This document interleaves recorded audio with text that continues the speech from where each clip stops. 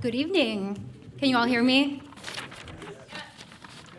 Welcome, everyone. Thank you all for joining us. My name is Joanna Contreras, Chief of Staff and Deputy County Executive for Health and Human Services. It's my pleasure to welcome you all to County Executive Metzger's 2025 State of the County Address. First, I want to thank our performers for the nice welcome. We had Annabelle, I don't know where she went. We had Annabelle Brutvin on the piano. She's a SUNY Ulster applied music student. And thank you to Thank you to Janet Garys, who's the coordinator of the SUNY Ulster Music Department, for recruiting Annabelle. Thanks, of course, to SUNY Ulster for hosting us tonight, Dr. Alison Buckley and Chief of Staff Jen Zell, our gracious hosts as always, and you'll be hearing more from Dr. Buckley later in the program. Thank you also to Diane Barkstrom and Stephanie Pushman, who are serving as our American Sign Language interpreters for tonight, and Veronica Martinez and Wendelin Regalado, who will be our Spanish language interpreters. I'd also like to quickly acknowledge the team at the County Executive's Office, DPW, and IS for all the effort you put into organizing this event. And before we officially begin, I want to recognize some of the distinguished guests who are in the audience. Thank you for taking the time to join us tonight. Starting with our countywide officials, Ulster County District Attorney Manny Naji, Ulster County Sheriff Juan Figueroa, Ulster County Comptroller Marge Gallagher, Acting Ulster County Clerk Taylor Brook, Chair of the Ulster County Legislature Peter Criswell, and all of the Ulster County legislators who are present today. We're also joined by Marbletown Supervisor Rich Parete. And thank you again to all the local elected officials who joined us this evening. We also have representatives from the offices of Governor Kathy Hochul, State Comptroller Tom DiNapoli, and New York City Department of Environmental Protection. And finally, last but definitely not least, thank you to the Ulster County department heads who are all here tonight and the other staff. Thank you for joining us and for all the work that you do. So with that, I'd like to invite Evan Pritchard to the podium for a land acknowledgement, followed by the Ulster County Sheriff's Honor Guard for the presentation of the colors and the Pledge of Allegiance led by Dave Basden, Director of Veterans Affairs for SUNY Ulster. Well, we thought I would bring the spirit of the Esopus Munsee people through music very briefly.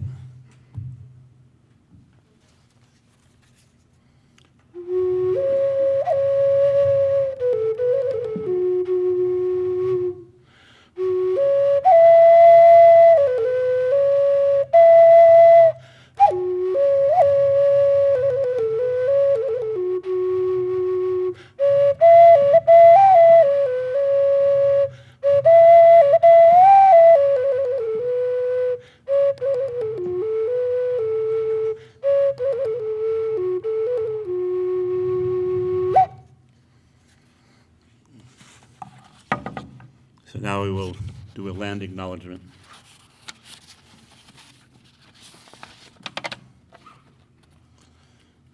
We acknowledge that we are gathered here on the land of the Esopus Munsee, their head district, also known as the Warren-a-Wankong, one of 5 council fire districts of their huge territory.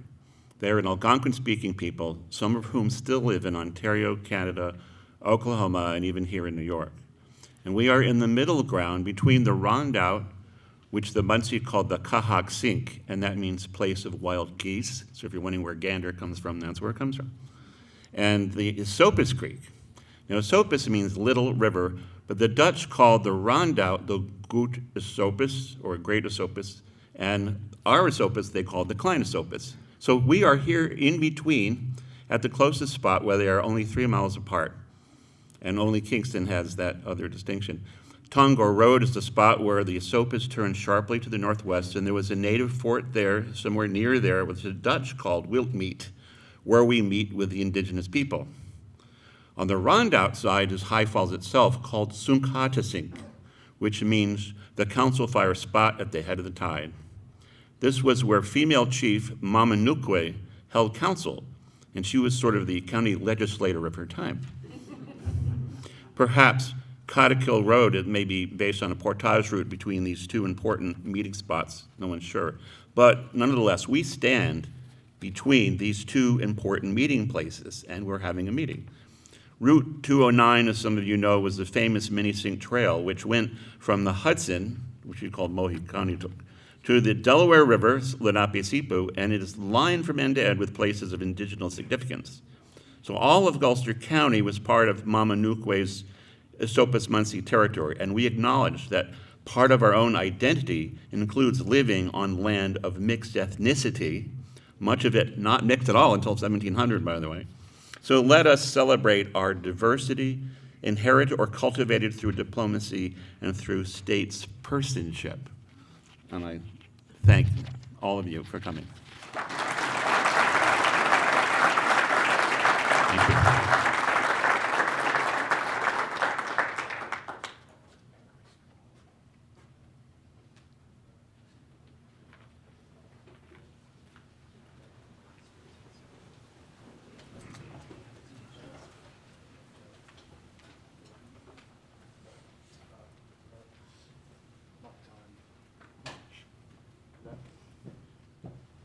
Left.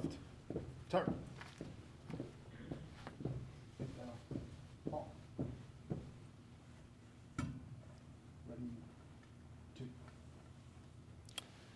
Ask that you all please rise for the Pledge of Allegiance. Present colors. I pledge allegiance to the flag of the United States of America and to the republic for which it stands, one nation, under God, indivisible, with liberty and justice for all. Order. Colors. Mark time. March. Back. Back. Forward. March.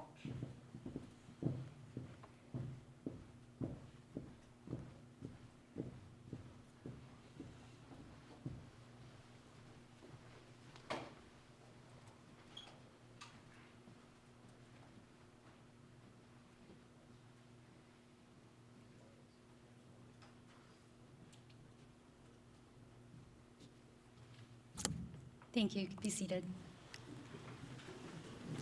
Thanks so much to the Sheriff's Honor Guard, and now I'd like to welcome Pastor Andre Lewis from Point of Praise for an invocation.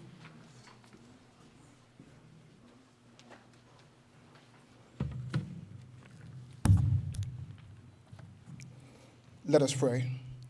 Dear wise and loving Father, first let me say thank you on behalf of all who are gathered here tonight. Thank you for the many blessings that you have showered us with. Thank you for life itself and for the measure of health that we are so kindly given by you. Thank you, God, for the ability to be involved in useful work and for the honor of bearing appropriate responsibilities.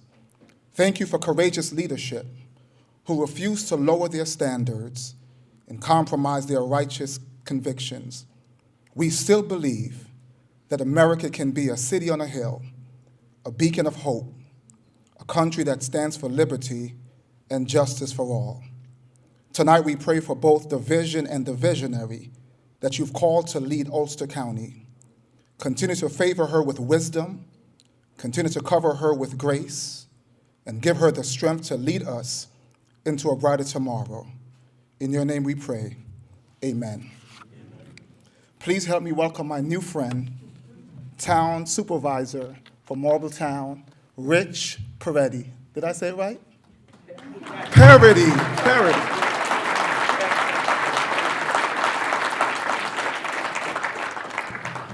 Thank you, everybody.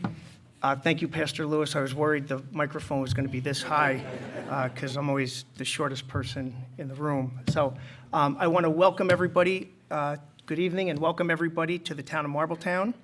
On behalf of the residents and the community, it's my honor to welcome you all and County Executive Jen Metzger. We're grateful for Jen's time and leadership, and we appreciate her commitment to the environment, housing, and infrastructure, all things that are very important to residents of the town of Marbletown. We look forward to working with Executive Metzger and everybody here in the upcoming year and the future. And again, thank you for coming out to Marbletown. Look forward to seeing you again. I am going to introduce Dr. Alison Buckley from Ulster, SUNY, Ulster. So thank you.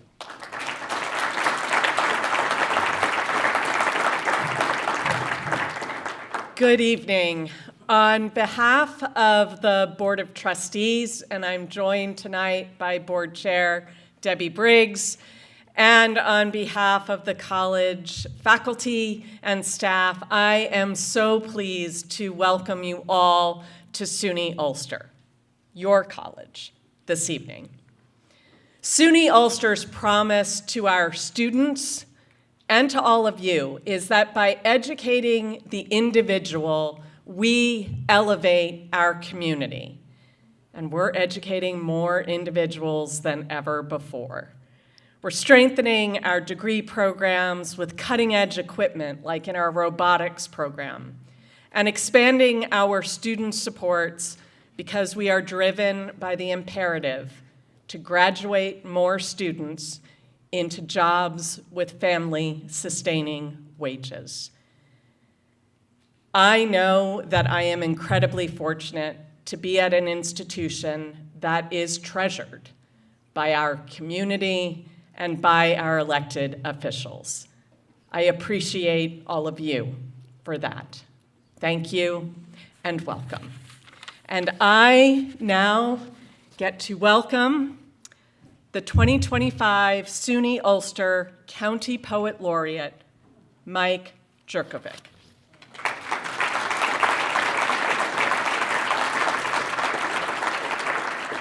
I just want to say thank you to all my fellow artists and writers and painters and musicians.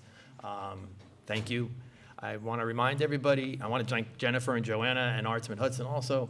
I also want to remind folks that in this difficult time, there is no resistance without art, and there is no art without resistance. So. And I get to read a poem. So this is called The Whereabouts of Heaven. I was building a skyscraper when I ran out of sky and cozied up to the whereabouts of heaven. Above all are false hosannas, way up in the clouds where no one speaks but everyone sings beautifully. Above the movement of money, gunfights and late-stage cancer, grade school body counts and shots per round. Up there in the blue, beyond wonder, where tomorrow threatens no one, where angels woo the glade. Thank you.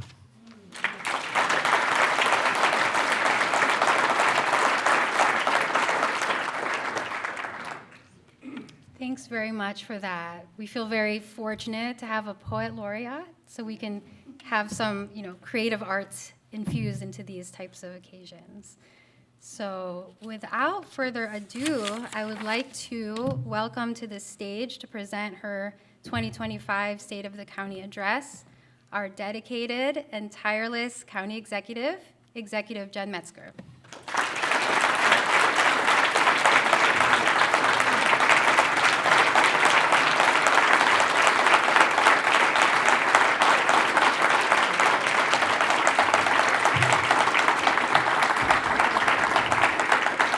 Good evening, everyone. Thank you so much for being with us this evening. We have entered a tumultuous time at the federal level, but I want to be very clear that in Ulster County, we will continue to lead on climate and protect the environment. Our health department will continue to protect public health, including free vaccinations for the uninsured and underinsured. We will continue to invest in housing, mental health, and our local economy, and we remain committed as a county government to inclusiveness, respect, and common decency.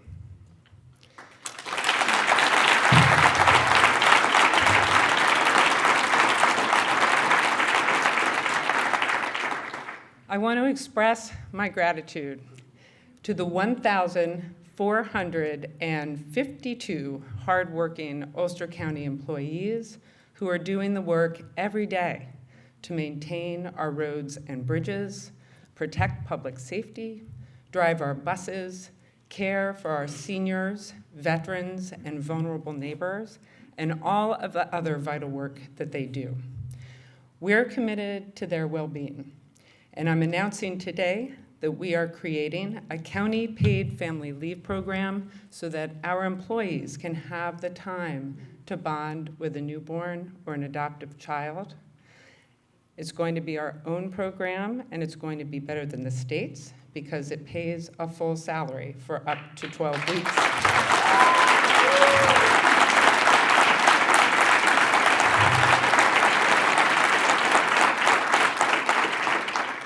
I will say that I wouldn't have traded those precious first weeks with my babies for anything. And our employees shouldn't either. And that goes for both moms and dads.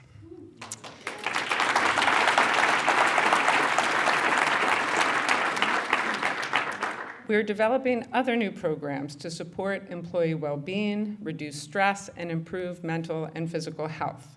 And we're creating a pay plan that is fairer and more competitive so that we can both attract and retain the quality workforce that we need now and in the future.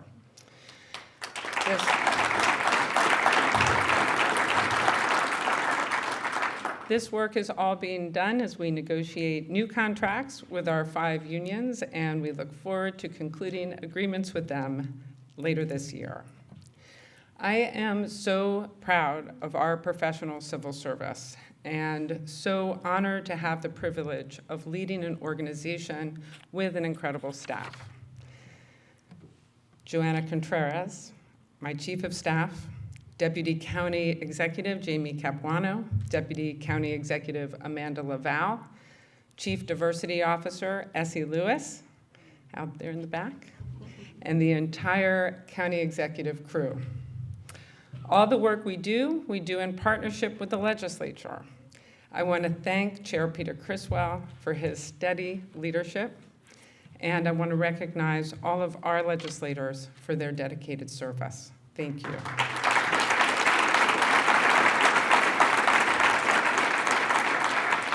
I think it goes without saying that government is only as good as the people in it.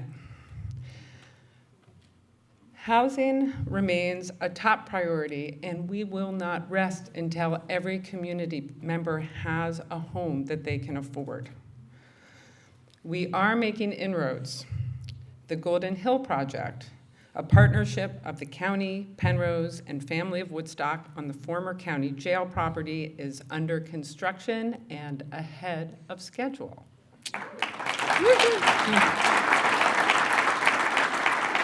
That's 164 units of quality housing for seniors and families with incomes as low as 30% of median income. There will be childcare, playgrounds, a community garden, fitness room, and services on site for seniors. The move-in date, the first apartments could be ready as early as November.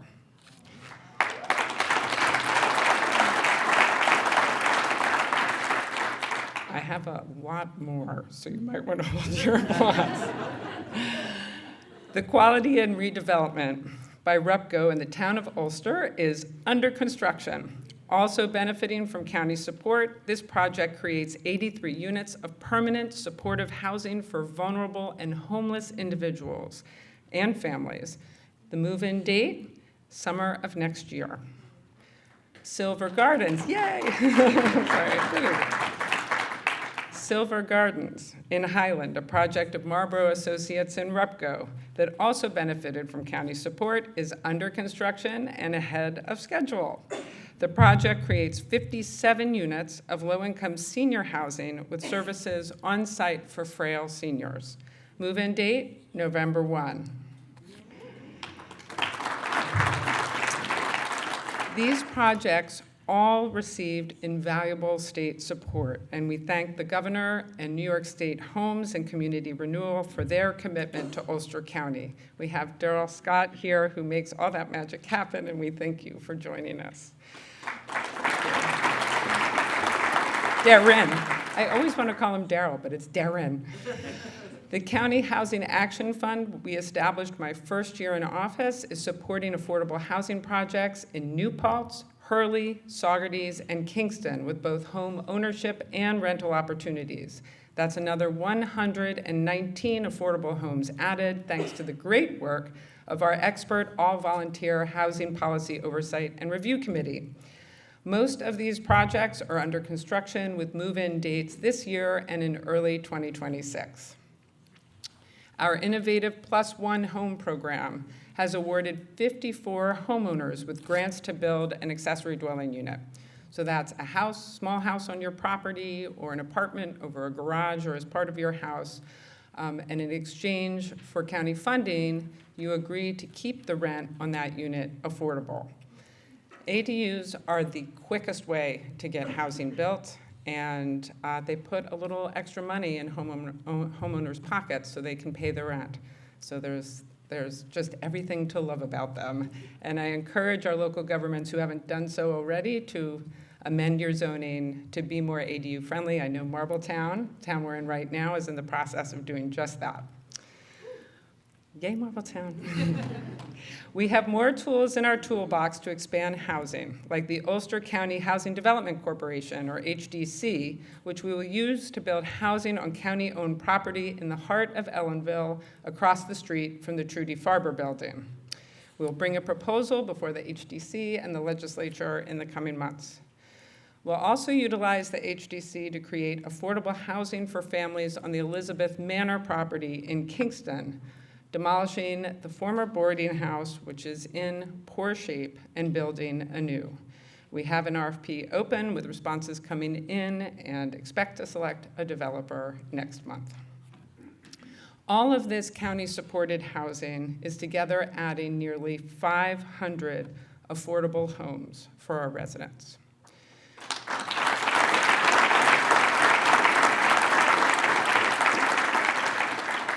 We currently have about 490 individuals and families in emergency housing right now.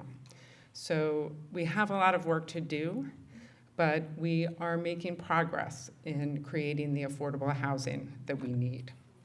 I want to recognize our housing champions in the planning department, Dennis Doyle and Kai Farmer, as well as our very supportive legislature. None of this would happen without them.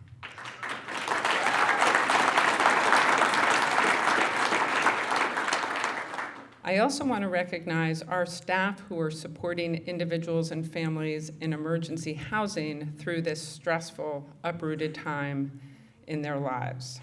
It's really a situation you can't imagine, losing your home, unless you've been in that situation.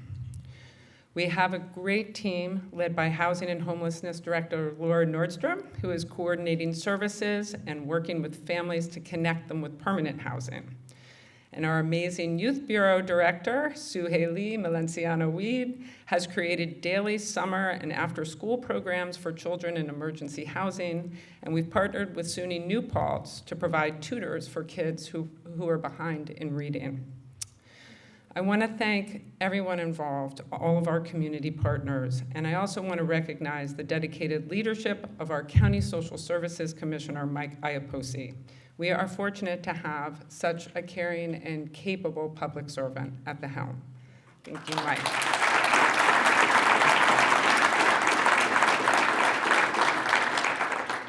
Local governments are absolutely critical partners in addressing the housing crisis because they decide what gets built where. Through our Housing Smart Communities initiative, which I think may have inspired the governor's pro-housing program. We certify local governments as housing smart if they take actions like adopting housing-friendly zoning, placing caps on the number of short-term rentals in their communities, or joining the Emergency Tenant Protection Act. We have a whole menu of options to choose from, and the more options they choose, the better. And in return, the county provides technical and other assistance to support their housing goals. So for instance, we're funding a consultant to help the town of Rochester develop an inventory of vacant and underutilized properties that could be used to redevelop housing. I just want to take a moment to recognize the town of Rochester and all our housing smart communities for stepping up to address the housing crisis. I also want to congratulate Mayor Noble and the city of Kingston on winning national recognition for your new zoning. That's really tremendous.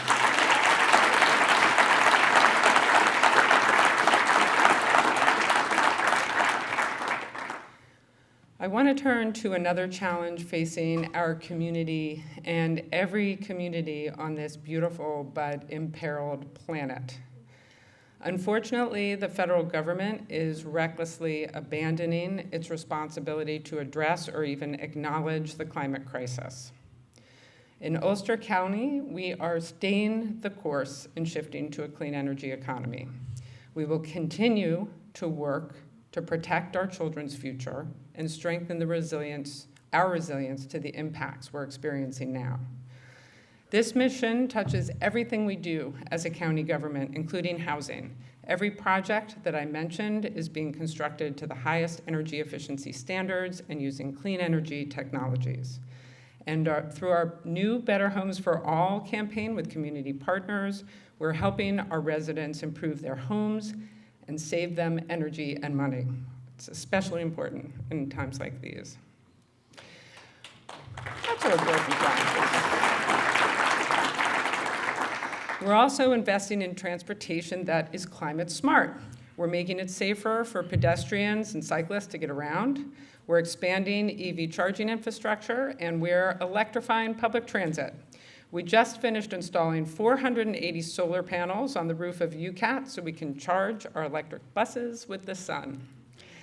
Public transit is climate smart, and we're proud to share that last year, for the first time ever, we hit the 500,000 rider mark.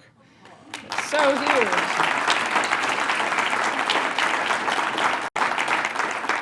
We are really thrilled that more people are riding the bus than ever, and we remain committed to keeping this service free. I know the legislature, we're united on that front. This is especially helpful in times like these when the costs of housing and other necessities are high. For those who do take their own cars to get around, we continue to expand EV charging. This is especially important for tourism. More and more out-of-town visitors are driving electric, and we want Ulster County to be at the top of their destination list. We're adding charging that is faster, that reaches more remote areas of the county, and that can provide power under any conditions. This year, the village of Ellenville and town of Ulster will see new charging hubs equipped with high-speed chargers, thanks to state funding secured by our County Department of Environment. In Boyceville, we're working with the City Department of Environmental Protection to install a bank of chargers at the Ashokan Rail Trail parking lot where visitors can bike, ski, and stroll while they charge. In Shokan on Route 28, we deployed the region's first off-the-grid charging station, powered by solar and battery storage to operate under any conditions. And this summer, we'll open a second round of EV charging grants for towns and villages, thanks to the ARPA-funded program created by the county legislature.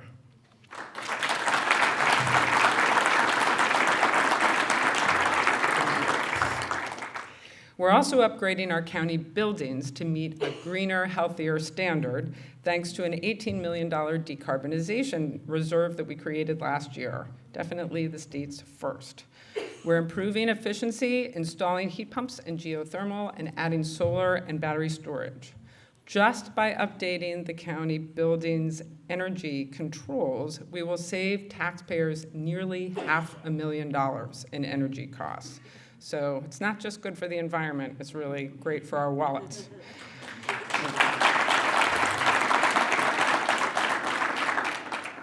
Beyond reducing our impact on climate change, we're also adapting to the new realities we face. With more extreme weather, we have to fortify our infrastructure to protect our communities. We're installing bigger culverts and replacing antiquated bridges with new bridges that have longer and higher spans and deeper foundations. This costs more money, but it is essential, one of the reasons why the federal funding we receive is so important. And this summer, construction will begin on a new county emergency communication center located in New Paltz that will be climate smart, resilient, and capable of withstanding any disaster, natural disaster or threat. We were thrilled to be awarded a $2 million NYSERDA grant to help get this done. I want to thank Ulster County Emergency Services Director Everett Erickson and Planning Director Dennis Doyle for the hundreds of hours they have spent carefully planning this project and overseeing it. And I want to thank the legislature, again, for your strong support of this project.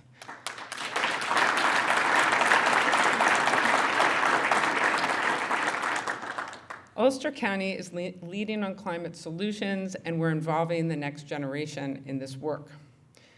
Young people have incredible anxiety about climate change and the planet they're inheriting. Through the Ulster County Climate Corps, we're engaging them in positive solutions that can make a difference. In the 2 years since we started the program, 30 interns have successfully completed 23 climate-related projects with 11 different county departments. We are building the bench of future public servants and problem solvers. In fact, it's not just the future. Some of our former interns now hold full-time positions with county government. They're that good. I want to switch gears a bit and turn to agriculture, going back to our roots, as I like to say. We are home to some of the state's oldest multi-generational farms, like Saunderskill Farm in Accord, which has operated continuously since 1680. Just think about the changes that farm has seen in 350 years. We have many new farms started by young farmers. We have to consider ourselves very lucky because around the state and nationally, many farmers are aging out and the land is being developed or consolidated into ever larger industrial farms. Here in Ulster, agriculture remains a robust sector of our economy with close to 500 small and mid-sized farms that produce an incredible diversity of products. Together, they generate about $105 million in sales annually, and that doesn't begin to capture the positive effects on the rest of the local economy. If you just think about all of the U-pick orchards, the craft breweries and distilleries, the farmers markets that draw visitors here, they are staying in our motels and B&Bs, and they're eating in our restaurants, and they're shopping in our local shops. So agriculture is truly integral to our local economy. Our farms are also vital to our long-term food security. As the saying goes, no farms, no food. Much of the food you buy in the stores comes from parts of the country and the world that are vulnerable to droughts and water shortages. We have to keep farming strong in Ulster County for the long term, and I'm incredibly proud of the work of our planning department on the 2024 Agricultural and Farmland Protection Plan. This is the first updated plan in nearly 3 decades. And believe me, a lot has changed. One of the greatest needs identified by this plan is capital to help farmers improve their operations. Today, I'm announcing that I will propose to the legislature a new revolving loan fund for agricultural projects capitalized at $500,000 to help keep farming strong in Ulster County.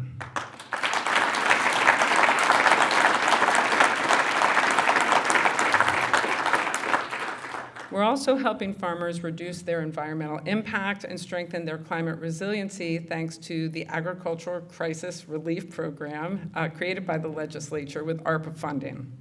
Through this program, Ulster County Soil and Water Conservation District has purchased equipment that it rents at low cost to farmers to improve soil health and reduce water needs, and they even pick up and deliver for free, which is pretty amazing. It's a very popular program with farmers. It saves them time and money, things that farmers can be very short on. We're also rolling out direct grants to farms to help them improve energy efficiency in their operations and climate resiliency in partnership with the Hudson Valley Agribusiness Development Corporation. Farmers are on the front lines of climate change and are incredibly vulnerable to its impacts. They're also very much a part of the solution in addressing the threat. Before I leave the topic of agriculture, I want to mention one more looming issue. You should know that Ulster County's farms employ 1,800 workers. We rank 4th in the entire state in the size of our agricultural workforce. Much of the farm labor is immigrant labor, and we also are increasingly relying on immigrant labor in other key sectors, like the building sector. We should not lose sight of this. We need a legal pathway for immigrant workers and their families, and we need to continue the work to skill up our residents for strategic sectors of our economy, like healthcare, advanced manufacturing, fiber optics, and green careers. I was thrilled that the governor's budget proposal includes a proposal to provide free community college for adult tuition. Oh, a clap is about to happen. We are, after all, in a community college. For adults seeking to enter high-demand fields. Yay, now we can clap.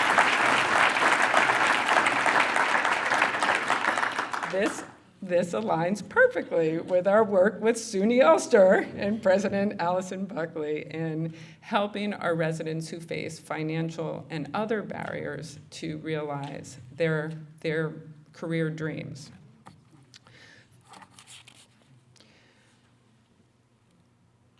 Ulster County is an economy of small businesses, and we're committed to helping our new and existing businesses thrive. Our economic development team, led by Director Kevin Lynch, is re-energizing the county's dormant revolving loan fund. These loans could help a new business with payroll or the first month's rent until the money starts coming in, or they could help an existing business with equipment or machinery that could really make all the difference in the business's success. The revolving loan fund is currently capitalized at about $1.2 million, and we plan to start getting low-interest loans out the door this year.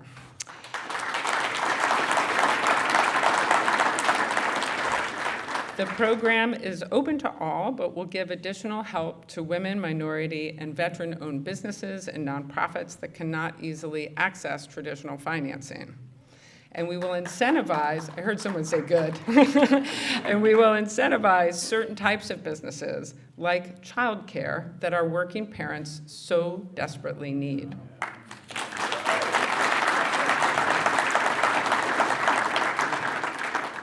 Our economic development team is also doing great work to support place-based economic development. We've successfully secured a $10 million grant for national resources to transform the derelict IBM property in the town of Ulster into a modern hub of education and industry.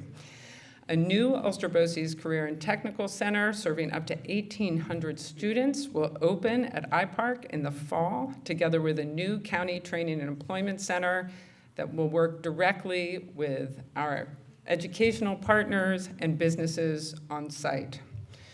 It has been a great pleasure to work with Ulster BOCES, SUNY Ulster, and SUNY New Paltz, and I look forward to our continued work together. Great things are going to happen there.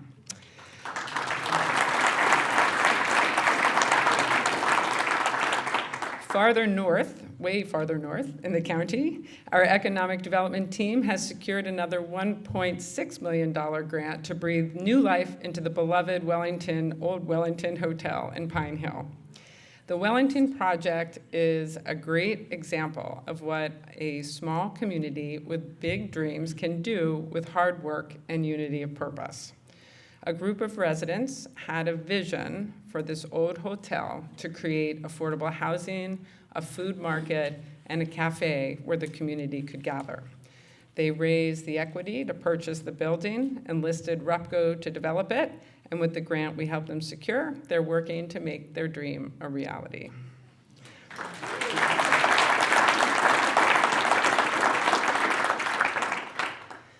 A key sector of our economy that doesn't get the attention it merits is arts and culture. A few facts. In Ulster County, the creative economy generates $537 million in annual revenue and $148 million in wages. The creative economy also directly supports 3,500 jobs.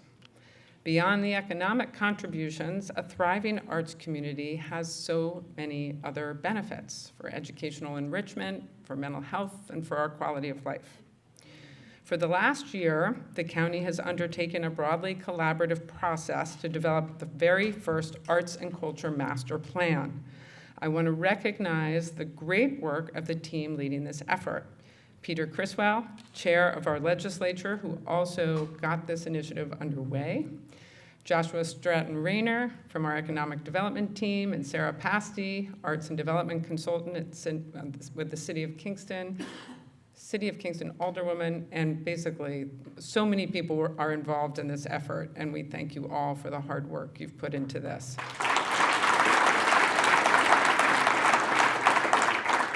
The plan is expected to be finalized and presented to the legislature in April, but we're not waiting. As part of the 2025 budget, we've created a new position of Director of Arts, Culture, and Open Spaces to give us the institutional capacity to support this work countywide. The office will develop and maintain a calendar of arts and cultural events around the county, support public arts projects, manage a resource hub for artists, and promote our parks and open spaces. I'm also thrilled to announce that the county government is undertaking its first public mural project. We'll soon be putting out a call for proposals to artists for the Center for Wellbeing, our mental health and crisis support hub in Midtown Kingston. Our public open spaces, trails, and recreational assets are another key pillar of our local economy and quality of life. We completed several major rail trail projects in partnership with the Open Space Institute in 2024 that benefited from county ARPA funding, including a beautiful new section of the O&W rail trail between Accord and Kerhonkson, and another section stretching from the village of Ellenville to Port Ben. And to the north, we completed the long-awaited O&W Connector Trail to Kingston, which bridges our urban and rural communities and connects to the city's 27-mile Green Line system. Very exciting. Our world-class trails are an economic engine, drawing hundreds of thousands of visitors annually.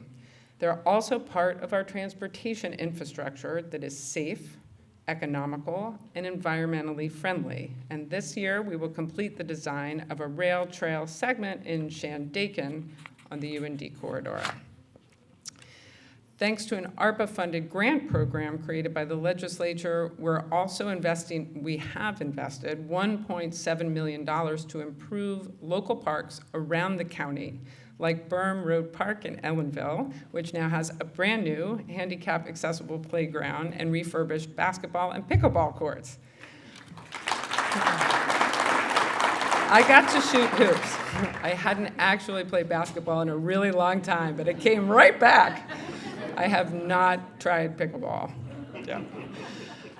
The Ellenville-Warsing community will also see a fully refurbished community pool thanks to help from our grants team in securing a $3.6 million state swims grant for the community. And thank you, Governor Hochul, for this program.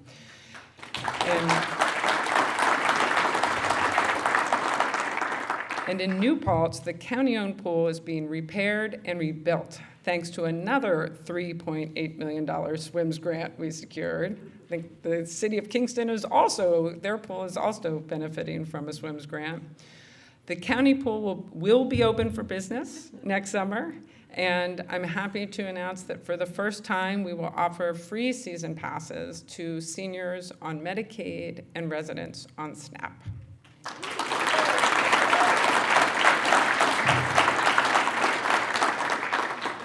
Everyone should have access to a safe place to swim and cool off, regardless of means.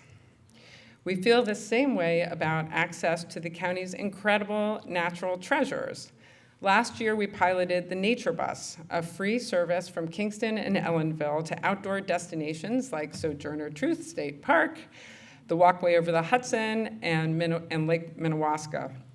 The Nature Bus ran on Saturdays from mid-April through October, and this year we're adding a route from New Paltz, so stay tuned.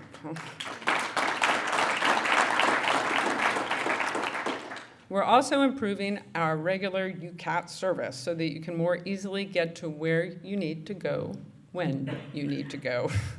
The planning department and UCAT are wrapping up the route optimization plan they've been working on very hard after receiving extensive input from the public and from riders. We'll be phasing in improvements in routes and scheduling over 3 years, beginning with more frequent service between New Paltz and Kingston later this year.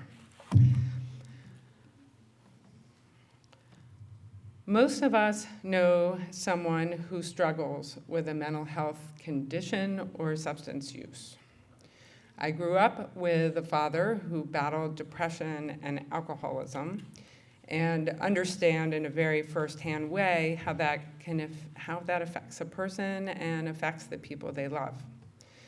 We are seeing more and more people in need of support, especially young people. Strengthening our system of care has been a top priority of my administration, and we're making good progress. We're providing kids with direct mental health care through our Mental Health in Schools program, now in its 3rd year. And this year, we're standing up a new mental health clinic for children as young as 5 and their families. In the spring, we'll cut the ribbon on a new crisis support center at the Ulster County Center for Wellbeing in Kingston, where anyone can walk in and get the support they need, regardless of the time of day or night. No one should go unsupported when they're in crisis. We launched a new street outreach team to help homeless individuals with severe mental health issues and connect them with shelter. And we've set aside $250,000 in opioid settlement funds to create a shared residence where people in recovery from addiction can live together and support one another in a drug-free and alcohol-free environment.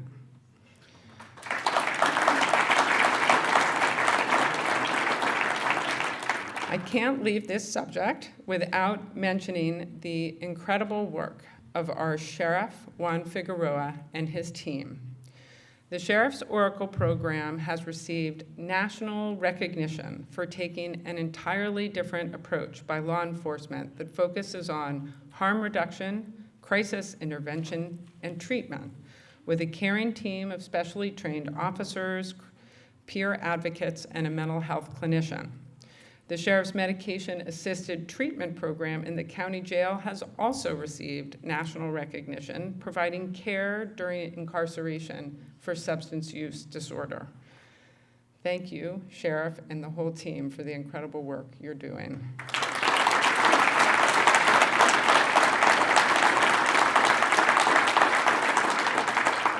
Through the collective work of our mental health department, the Oracle program, and our community partners, we have seen a major reduction in the numbers of overdoses and related fatalities in the past year by 33% and 45% respectively.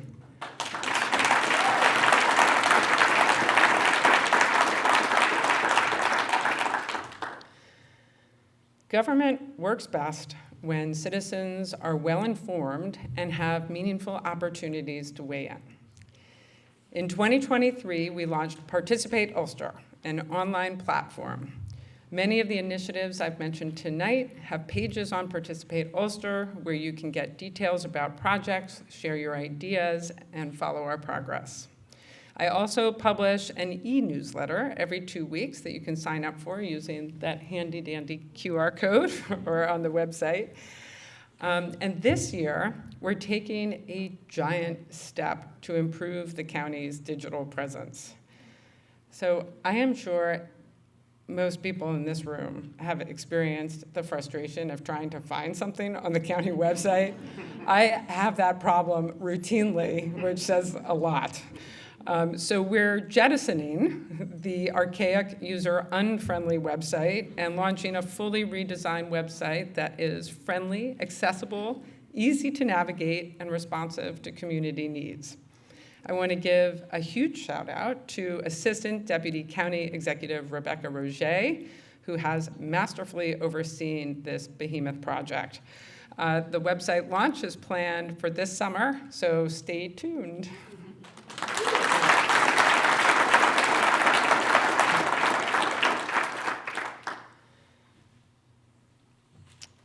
I have served as your county executive now for 2 years.